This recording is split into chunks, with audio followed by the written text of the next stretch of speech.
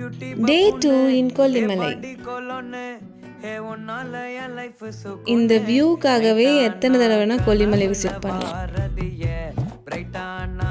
அப்புறம் இந்த soup must ட்ரைனே சொல்லுவேன். ஒரு ஐஸ்கிரீம் சாப்பிடுவோமா?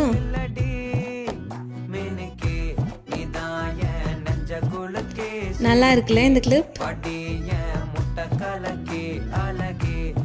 போட்டிங் போலாமா?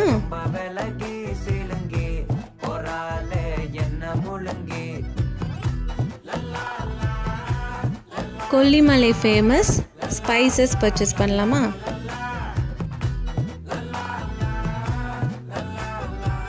டின்னர் சாப்பிடலாமா? Final touch. I mean Singappenne mode. But ஆனால் ஃப்ளாப் ஆகிடுச்சு.